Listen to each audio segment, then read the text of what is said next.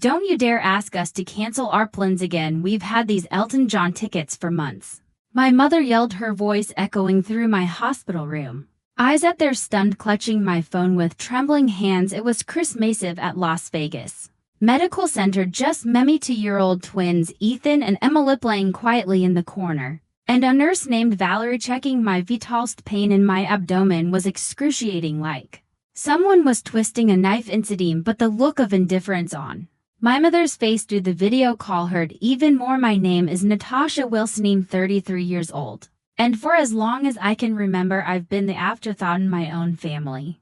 My younger sister Jessica, the golden child, could do no wrong in my parents' eyes. Meanwhile, I couldn't even get them to watch their only grandchildren. While I underwent emergency surgery for complications related to my husband's death 6 months ago, the doctors had found internal bleeding that required immediate detention, but all my parents cared about was their concert tickets and celebrating Christmas Eve with Jessica. When I finally asked for their help after exhausting all other options, me dad's response cut deeper than any surgical tool could. "You're becoming a real nuisance and burden, Natasha. We retired now we deserve to enjoy our lives without your constant problems." I've been supporting my parents financially since they took early retirement 3 years ago. Every month without fail, I sent them $500 to help with their mortgage and expenses. Even after James died, I did it out of love and duty, believing families should support each other. How foolish I was as my tears fell silently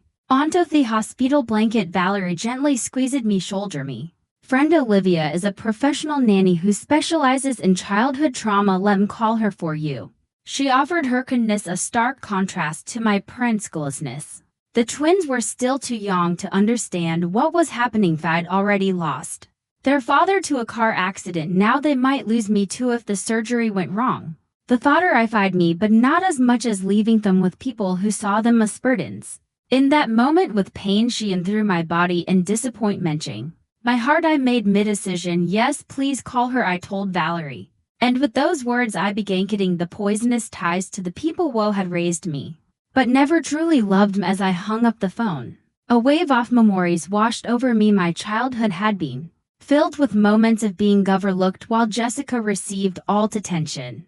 When I graduated college with honors, my parents barely acknowledged noted because Jessica had been cast in a local commercial that same weekend when I married James. They complained about the wedding venue being too far from their home even when twins were born. They visited only once, claiming the babies were too fussy for their liking. James had been my rock throughout it all. He understood the pain of family disappointment. Having been estranged from his own father for years, "We'll build our own family," he would say, "own that knows how to love," and we did, creating a warm home filled with laughter and acceptance. But 6 months ago, a drunk driver stole him away, leaving me to raise our children alone while battling depression and grief. Despite my loss, I continued supporting my parents. I even increased the monthly amount when they mentioned struggle with inflation. I wanted to be better than them, to show that family should stand by each other no matter what. The irony was crushing. Here I was bleeding internally, possibly dying, and they couldn't miss one concert to care for my children. Valerie returned with news that her friend Olivia would arrive within the hour. "She's amazing with kids," Valerie assured me. She used to work with trauma victims at the Children's Hospital before becoming a private nanny. "How much will this cost?"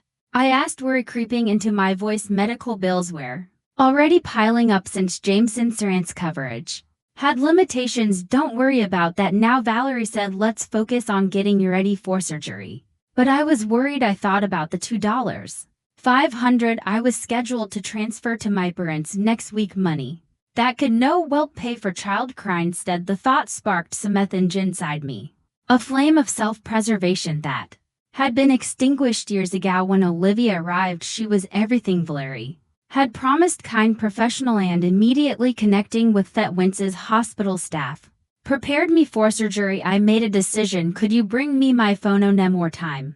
I asked Valerie with shaking hands. I sent 2 messages. The first was to my bank canceling all future automatic transfers to my parents' account. The second was Tommy parents.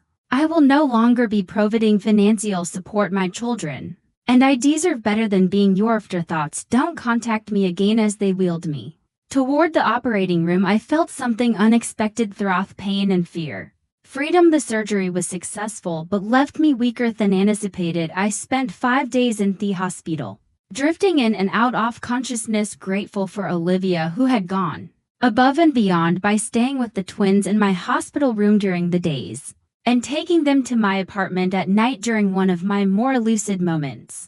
I noticed my phone blinking with notifications, 27 missed calls and numerous text messages from my parents and Jessica. Most of the message followed a predictable pattern: confusion, then anger, then desperate pleas about their mortgage payment. Not once did they ask how my surgery went or if the twins were okay. The final message from my father was particularly telling: "You can't just cut us off like this. We've planned a cruise next month, and the tickets are a non-refundable." My sister's messages were different. She seemed genuine. A confused mom and dad just told me, "Yeah, we're having some minor procedure." What's going on? Why are they freaking out about me? It dawned on me that my parents had lied to Jessica about the severity of my situation to justify their choice of concert over grandchild, and I decided to tell her the truth, sending her the full story while still groggy from medication. Her response came quickly: "Oh my God, Natasha. I had no idea it was an emergency surgery. They told me you were just being dramatic about a route in a cup. I would have watched the twins if I'd known. I'm so sorry." I believed her. Jessica wasn't cruel. She had just been raised in an environment where she was taught that her needs came first. Perhaps this revelation would help her see her parents for who they truly were. By the time I was discharged, I had made several decisions. First, I hired Olivia to help with the twins during my recovery. Second, I contacted a lawyer to draft a will designating a trusted friend as the twins' guardian should anything happen to me, certainly not my parents. Third, I blocked my parents' numbers, allowing only Jessica limited contact as I assessed her sincerity. The financial implications of my decision were significant. The $2,500 monthly payment I'd been making to my parents represented nearly a third of my income. As a graphic designer, without that burden, I could actually afford proper child care and maybe even start rebuilding the emergency fund that had been depleted after James' death. That night, as I lay in my own bed with the twins sleeping in their room across the hall, I felt a complex mix of emotions. There was guilt, the ingrained feeling that I was somehow wrong for putting myself and my children first. There was fear about managing recovery while caring for 2 toddlers. But there was also an unfamiliar sense of self-respect. Taking root, my phone pinged with a text from Jessica. "I just had a huge fight with Mom and Dad about how they treated you. I'm staying at a hotel tonight. Can we talk tomorrow?" Maybe I wasn't completely out after all. 2 weeks after my surgery, I was slowly regaining my strength. The incision site still throbbed painfully when I moved too quickly, but I was managing better each day. Olivia had been a godsend, arriving each morning to help with the twins while I worked from home. My graphic design clients had been surprisingly understanding about my limited availability, and I was grateful for the remote work that allowed me to stay close to my children. Jessica had visited twice, bringing healthy meals and spending time with the twins. Our conversations were cautious at first, but eventually she opened up about her own experiences with our parents. They always made it seem like you were choosing to distance yourself from the family, she admitted one evening as we watched the twins play. "I never realized they were pushing you away. I was beginning to see a new side of my sister, one that had been hidden beneath years of our parents' manipulation. While I wasn't ready to completely trust her, yet I appreciated her." Then came the knock at the door. Had been half expecting. Through the peephole, I saw my parents standing in the hallway.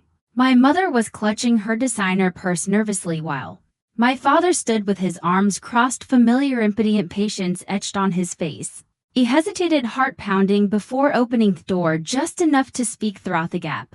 "What do you want?" I asked, my voice steadier than I expected. "Natasha, darling, we've been so worried." My mother began, her sugary tone immediately raising my defenses. "You haven't been answering our calls, and we needed to make sure you and the twins were all right." "We're fine," I replied flatly. "Now if that's all." "It's not all," my father interrupted, pushing slightly against the door. "We need to discuss this ridiculous financial situation. The bank called about our mortgage payment, and we had taught up into our cruise savings. To cover with audacity was breathtaking. No questions about my recovery, no concern for their grandchildren, just demands about money. Told you I'm cutting financial ties. I said I meant it, but sweetie me mother pleaded, her voice rising an octave. We've come to depend on that money, your father and I adjusted. Earl of style based on your commitment to help us. My commitment, I echoed in disbelief. I've been sending money out of guilt and obligation. While you couldn't even watch your grandchildren during my emergency. My father's face darkened.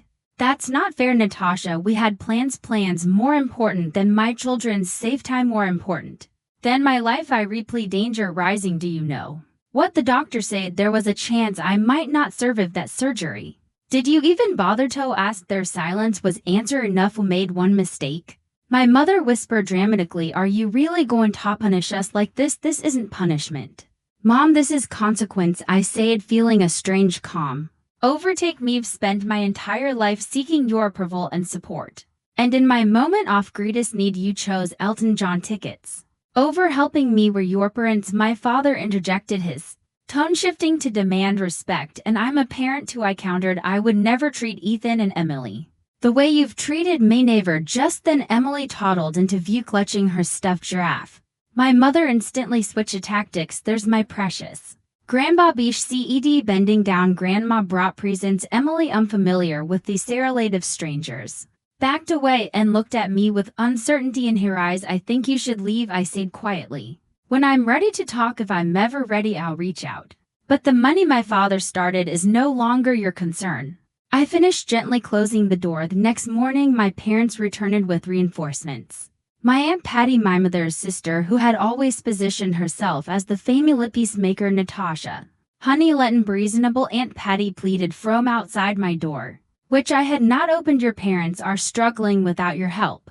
They managed their finances for decades. Before I started helping them, I replied, through the door they chose early retirement, knowing their savings weren't adequate. Me mother's voice broke in. We made those decisions because you promised to help us. We've had to cancel our cruise, and now might lose the house. Their attempts at manipulation were so transparent now that I'd stepped back from the fog of guilt they'd surrounded me with for years. When had Eva promised lifetime support, I'd offered to help temporarily after the retirement. But somehow that had evolved into an expected permanent arrangement. Mum, Dad, I'm recovering from major surgery and caring for 2 toddlers. This conversation is over, I said firmly before walking away from the door, ignoring their continued knocking and pleading. Later that day I received a group email from my father addressed to the entire extended family, detailing how we had abandoned them in their time of need. After they had sacrificed varying for me, the email conveniently omitted their refusal to help with vet wins during my emergency surgery, instead painting me as an ungrateful doggard who had suddenly cut them off without reason. What they hadn't anticipated was the backlash. My cousin Michael, who lived near my parents, replied to the group, Uncle Robert, didn't you just buy a new boat last month? And Aunt Diana, wasn't that a new diamond tennis bracelet y'all were showing off at Thanksgiving? Other family members chimed in, many privately messaging me to ask for the full story. Even Aunt Patty called me directly after learning the truth. I had no idea about your surgery, she admitted. They told me you were just being dramatic about some routine procedure and using it to punish them financially. Meanwhile, Jessica had fully taken my side. After witnessing our parents' behavior firsthand, she helped me craft a single, factual response to the family email thread, simply stating, I recently underwent emergency surgery with a significant risk of complications. My parents refused to touch my children during this time because they had concert tickets. I am now focusing on my recovery and caring for my twins without additional stress. The support that followed was overwhelming. Cousin Michael's wife dropped off home-cooked meals. A second cousin I barely knew offered her services as a part-time babysitter free of charge. Jessica started spending weekends at my apartment, getting to know her niece and nephew while helping me recuperate. Most surprisingly, Valeria from in the hospital connected me with a support group for young widowed parents. Our first meeting was held via Zoom so I could participate from home, and for the first time since James died, I felt truly understood by people who had walked my path. My parents' financial situation, meanwhile, deteriorated quickly. They had indeed been living beyond their means, counting on my monthly contributions to maintain the earlier style of travel and luxury purchases. Jessica discovered they had taken a second mortgage on their house a year ago to buy their boat, assuming I would continue subsidizing their primary mortgage. Fendi. They've been lying to I when Jessica said, shocked after helping them review their finances. A therapist, they're not destitute, they just overspent, they'd be fine if they sold the boat. And vacation timeshare. They are increasingly desperate. Voicemails and texts continued, but with each passing day their hold on me weakened. I was building something new. From theses of their betrayal, a genuine support network based on mutual care, their thin obligation. 1 month after my surgery, a major unexpected twist occurred. My parents received a foreclosure notice. Jessica called to inform me, her voice a mix of concern and exasperation. They're in complete panic mode. She explained the bank is giving them 60 days to catch up on payments or they'll lose the house. What about their retirement funds? He asked, bouncing Emily on my knee while he than up, mostly depleted. They spent a chunk on that boat, then invested the rest in some scheme Dad's golf buddy recommend.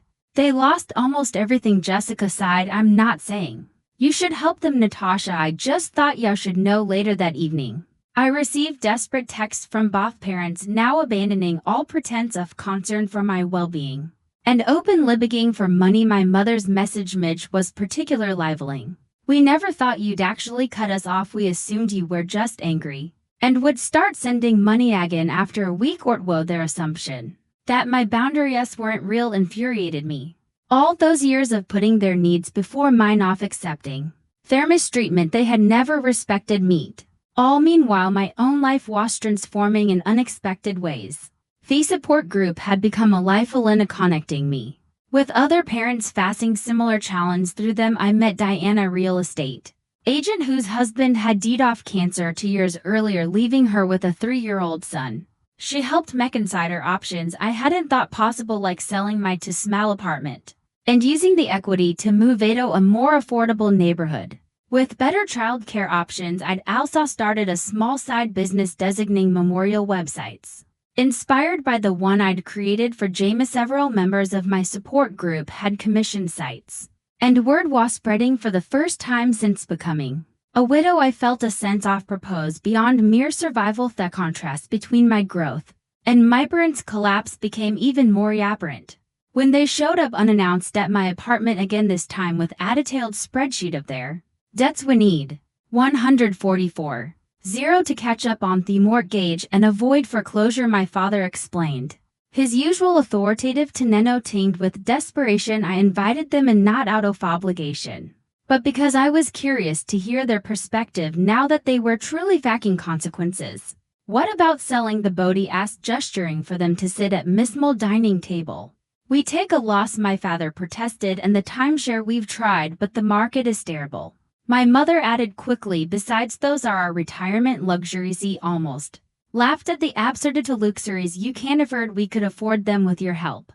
My father countered, his tone hardening. It's the least you could do after everything we've done for you. What exactly have you done for me? I asked it quietly, the question hanging in the air like a challenge. The twins chose that moment to toddle into the room, Ethan clutching his favorite truck and Emily babbling happily. My parents' expressions softened instantly. There are our precious bobbies, me mother said, reaching for Emily, wa promptly hid behind my legs.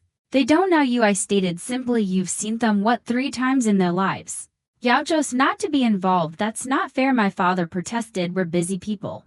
Too busy for your only grandchild and too busy to help your daughter through emergency surgery, but not too busy to ask for money. I observely think that says everything about your priorities. My mother's face crumpled. Whether from genuine emotion or calculated manipulation, I couldn't tell anymore. Without your help, we'll lose everything, she whispered. I lost my husband, I replied, my voice steady. My children lost their father. We survived. You'll survive. To 3 months after my surgery, my parents faced the inevitable. They were forced to sell their house to avoid foreclosure. Jessica kept me updated on their situation, though I maintained my distance. They had managed to find a modest condo, significantly downsizing from their 4.0 feet lakefront property. My father had reluctantly sold his boat at a loss, and they had finally unloaded the timeshare for a fraction off what they'd paid. They're actually blaming you for their financial problems in front of everyone, Jessica informed me during any of her weekly visits. It's bizarre how they tell anyone who listened that you abandoned them after promising Gluffelongtons let them talk. I replied, feeling suppression. The truth speaks for itself, and it did. My extended family had largely rallied around me after learning the full story. Even my father's sister, who had always taken his side in family disputes, called to express her support after hearing about their refusal to help during my surgery. Meanwhile, my own situation had improved dramatically, and from my support group had helped him find and purchase a small 3-bedroom house in a family-friendly condo. The mortgage payments were actually less than my apartment rent had been, and the twins had a backyard top lay-in for the first time in their lives. My side business, designating memorial websites, had grown enough. Thought I could reduce my graphic design clients and focus on work that felt meaningful. Olivia still helped with child care 3 days a week, but I'd adjusted my schedule to maximize time with Ethan and Emily. Most importantly, I'd found a community. Neighbors brought casseroles when we moved, and the support group organized play dates. Jessica had become a genuine sister rather than a competitor for our parents' affection. Of Valerie from the hospital occasionally stopped by with her children. I had lost my husband and cutties with my parents. Yet somehow I felt less alone than ever before. 6 months after my surgery, I received a letter, an actual handwritten letter from me mother. I almost threw it away and opened, but curiosity won out. Inside was something I'd never seen before, a genuine apology.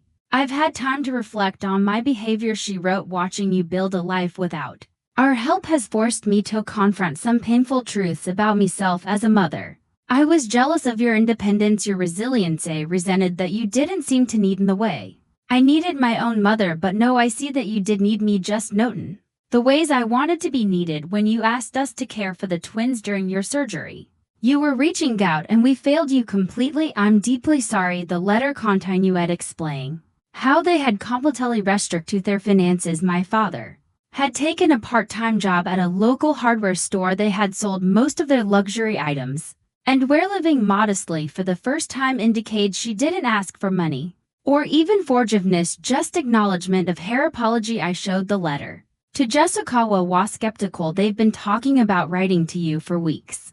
Dad was against it at first, but I think he's starting to see things differently too, especially after his heart scare last month. Heart scare? I asked, concerned despite myself.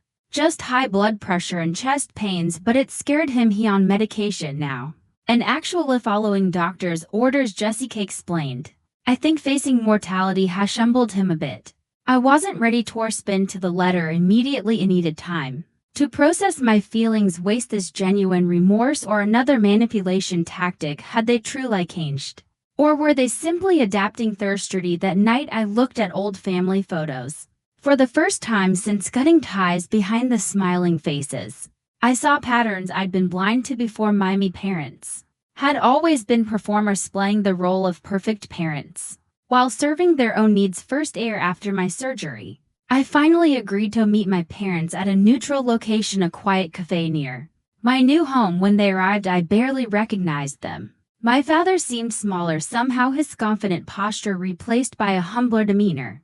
My mother's designer clothes had been exchanged for simple practical attire. The twins were with Jessica. 4th afternoon. I wasn't ready for a family reunion just yet. We sat in awkward silence until my father did something unprecedented. He cried, I've been a terrible father, he admitted, his voice breaking, and an even worse grandfather. I don't expect your forgiveness, but I want you to know, thought I see it now, how selfish we've been. My mother reached across the table, not quite touching my hand, but gesturing toward it. We've spent months in family therapy, she explained. It was Jessica's idea and we resisted at first, but it's been transformed. I didn't rush to forgive them or make promises I couldn't keep. Instead, I shared pictures of the twins and told them about our new life. They listened without interrupting, without making it about themselves. Perhaps 4th first time ever as we parted, my father asked quietly, would it be possible someday to know our grandchildren? Considered this carefully before swearing.